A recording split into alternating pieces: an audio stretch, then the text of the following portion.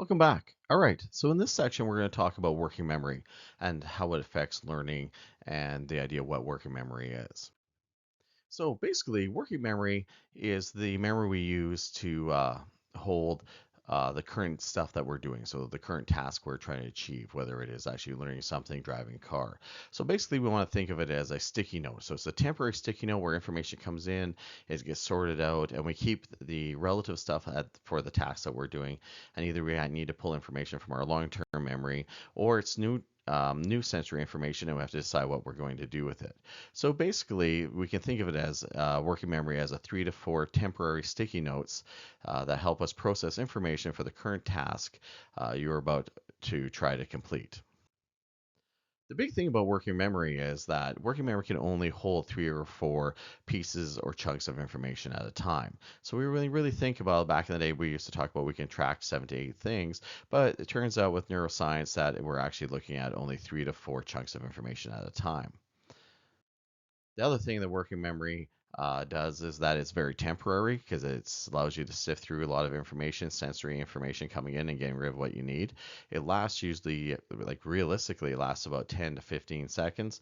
The information that you're gathering and doing something with it, unless you're actually using it to rehearse something or you're trying to memorize something and you're actually at that point using it. It's limited to cognitive overload. It's very easy to get overwhelmed. So working memory can be easily overwhelmed if they got too much new information coming in too quickly, or is trying to organize it, or if someone is like under stress. New information must be converted to long-term memory. So part of the thing is that if you get new information that comes in, sensory things, and we want to keep it and use it later, we have to find some way to put it into our long-term memory so we can recall it when we need to into our working memory.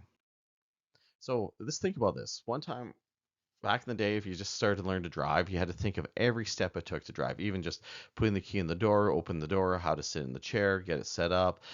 Next, start the vehicle, how to put it into drive. Next, we also would have to figure out, constantly think about pushing on the gas. Or the same thing, if we need to push on the brake, we have to think about stopping. So each task we did when we were driving would have to go through working memory, and what would happen is we'd have to fill in these 3 or 4 spots at a time and constantly think of it. And that's why when we go out for a drive, when we first start driving, if it was like maybe go for a drive for 15 to 20 minutes while we're being taught, we get home and we feel exhausted is because of the working memory, because it's taking us so much time to figure that out. But the next thing that we does happen though is that we build this thing called automaticity or schemia. So what happens is that I decide to go for a drive now, but what happens is if you look at these 4 areas up here, I'm no longer thinking about each step of what it takes to drive. So I automatically get in the car, I start it, I know I need to back up, I can navigate to where I'm going. While I'm navigating where I'm going, I might be talking to somebody else, maybe I'm having a snack while I'm doing it, and I know what I need to do when I get to that area. So what happens is, again, just referring that we have this thing called schema or chunking information, also called automaticity, and or the one that everybody uses is the terminology muscle memory, but it's really not muscle memory. It's just you're pulling large chunks of information from your long-term memory bank and being able to basically just do it automatically. And sometimes what happens is you're just running it through one of that area in your working memory to get the rest of the stuff done, and which frees up a lot of other areas.